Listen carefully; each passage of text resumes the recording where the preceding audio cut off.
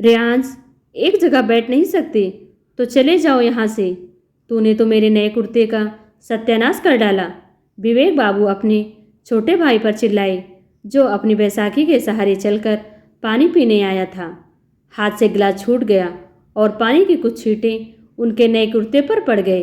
फिर उन्होंने रेयांश की पत्नी को आवाज़ दी, वेदना, वेदना, क्या करती रहती हो दिन भर? अपाहिज पति नहीं संभलता तो? झुंझलाते हुए वे अपने कमरे में चले गए। रेयांश का मायूस चेहरा देखकर वेदना का हृदय रो उठा। रेयांश को लेकर कमरे में आ गई और सिसकने लगी। 4 साल पहले जब रेयांश की पत्नी बनकर वह इस घर में आई तो सभी रिंकू रिंकू कहकर उसके आगे पीछे घूमते थे। तब रेयांश एक फौजी था। महीने 2 महीने तो वह घर से बाहर ही रहता था, लेकिन जब घर आता था तो माँ बाबू के साथ साथ भैया भाभी के लिए भी ढेर सारे उपहार लाता था। और मोना, जो उसकी भतीजी, उसकी तो फरमाइशें की लिस्ट कभी ख़त्म ही नहीं होती थी। रेयांश उसकी हर इच्छा खुशी खुशी पूरी करता था। वेदना बहुत खुश थी कि इतना प्यार करने वाला परिवार उसे मिला है। एक बार रेयांश जब छुट्टियां बिताने घर आया था तो देश में हमला होने के अंदेशा के कारण उसे 2 दिन बाद ही ड्यूटी पर बुला लिया गया। भारी मन से सबने उसे विदा किया। उसकी जहां ड्यूटी थी वहां भीषण गोलाबारी हो रही थी। उसने बड़ी बहादुरी से दुश्मनों का सामना किया, कईयों को मार गिराया, लेकिन ना जाने कहां से दुश्मन की एक गोली उसके दाहिने पैर में आकर घुस गई। वह बहादुर सिपाही था। अपने घायल पैर की परवाह न करते हुए वह दुश्मनों के सामने डटा रहा। युद्ध समाप्त होने पर जब उसे अस्पताल लाया गया तो देर हो चुकी थी। गोली का जहर उसके पैर में फैल चुका था और अंततः उसके दाहिने पैर को काटना पड़ा। फौज से वह घर वापस आ गया। उसकी बहादुरी और देश सेवा के लिए उसे वीर चक्र से सम्मानित किया गया। तब सभी बहुत खुश थे। कुछ महीने बीतते बीतते रेयांश की भाभी का व्यवहार उसके प्रति बदलने लगा। गाहे बिगाहे वह रेयांश पर अपने तीखे शब्दों के 20 बार छोड़ती ही थी। अब तो वेदना के भी हर काम में नुक्स निकालने का कोई मौका हाथ से नहीं जाने देती थी। घर में पुत्र का अपमान वृद्ध पिता से सहन नहीं हुआ और एक दिन रात में ऐसे सोए कि फिर कभी नहीं उठे। ससुर का लिहाज अब नहीं रहा। सास ने कभी जुबान खोली नहीं थी, इसलिए रेयांश की भाभी बेलगाम होती गई। यद्यपि रेयांश को सरकार की तरफ से हर महीना खर्चा मिलता था, फिर भी ना जाने क्यों उसकी भाभी का व्यवहार उसके साथ ऐसा होता जा रहा था जैसे वह कोई एहसान कर रही हो। कभी कभी तो भतीजी मोना भी अपने दोस्तों के सामने अपने चाचा की हंसी उड़ाने से बाज नहीं आती थी। और आज तो बड़े भाई ने भी गुस्से में ऐसी बात कह दी जो दुश्मन भी ना कहे। फौजी को अपाहिज कहा जाता है, उसके स्वाभिमान को कितनी ठेस पहुंचती होगी। भाभी और मोना तो सारी सीमाएं लांघ ही चुके थे। आज भैया ने भी। अब तो वह यहाँ हरगिज नहीं रहेगी। उसने तुरंत अपने आंसू पोंछे और बैग में दोनों के कपड़े रखने लगी। रेयांश को कुछ समझ नहीं आया। पूछा तो उसने पूरे विश्वास से कहा, हम आज और अभी से इस घर को छोड़कर जा रहे हैं। अब मैं किसी और को भी अपने आत्मसम्मान और तुम्हारे स्वाभिमान को चोट पहुंचने नहीं दूंगी। लेकिन जाएंगे कहाँ? और माँ का क्या? कैसे रहेगी हमारे बिना?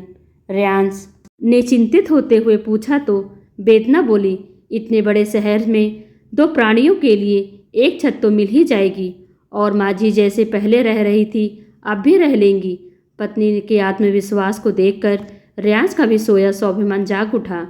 दोनों जब माँ से आशीर्वाद लेने गए तो उन्होंने भीगो नयनों से उन्हें आशीर्वाद दिया।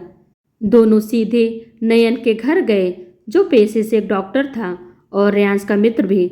नयन की पत्नी भी स्त्री रोग विशेषज्ञ थी। उसका अपना नर्सिंग होम भी था। वेदना उसी के नर्सिंग होम में अपनी सेवा देने लगी। कुछ दिनों बाद ही एक किराए के घर में शिफ्ट हो गए। रेयांश के पास ज्ञान का भंडार था। उसने उन बच्चों को घर में कोचिंग देना शुरू कर दिया जो देश की सेवा तो करना चाहते थे, लेकिन उसकी तैयारी करने में असमर्थ थे। बस रेयांश ने उन्हें तैयार करना ही अपना लक्ष्य बना लिया। उसके जज्बे को देखकर आर्मी के एक इंस्टीट्यूट ने उसे नियुक्त कर लिया। नौकरी से जो भी समय मिलता उसमें वह गरीब और असहाय बच्चों को पढ़ाता।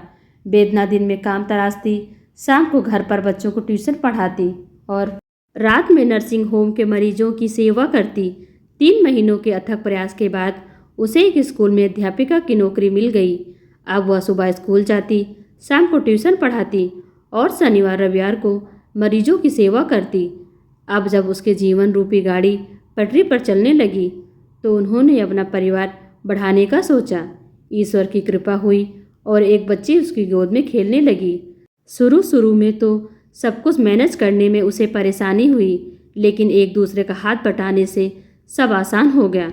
रियांश अपने विद्यार्थियों को पढ़ाने में इतना डूब गया कि पिछली सभी घटनाएं उसके जहान से विस्मित हो गई। उनकी ही एक बेटी कोमल का पहला जन्मदिन था।